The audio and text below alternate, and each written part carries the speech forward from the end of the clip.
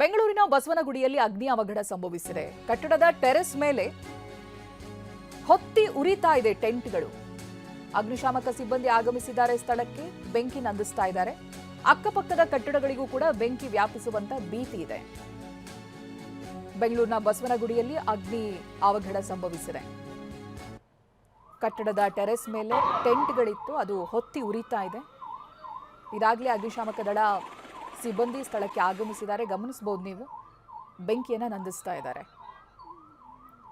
ಅಕ್ಕಪಕ್ಕದಲ್ಲೇ ಕಟ್ಟಡಗಳಿರೋದ್ರಿಂದ ಅಕ್ಕಪಕ್ಕದ ಕಟ್ಟಡಕ್ಕೂ ಕೂಡ ಬೆಂಕಿ ವ್ಯಾಪಿಸುವಂತ ಭಯ ಇದೆ. ಹಾಗಾಗಿ ಅಗ್ನಿಶಾಮಕ ದಳ ಸಿಬ್ಬಂದಿ ಕೂಡ ತಮ್ಮ ಕಾರ್ಯವನ್ನು ತ್ವರಿತಗತಿಯಲ್ಲಿ ಮಾಡ್ತಾ ಇದ್ದಾರೆ. ಇದು ಬೆಂಗಳೂರಿನ ಬಸವನಗುಡಿ. ಇಲ್ಲಿ ಅಗ್ನಿ ಅವಘಡ ಸಂಭವಿಸಿದೆ. ಕಟ್ಟಡದ ಟೆರೆಸ್ ಮೇಲೆ ಟೆಂಟ್ ಹೊತ್ತಿ ಉರಿದಿದೆ.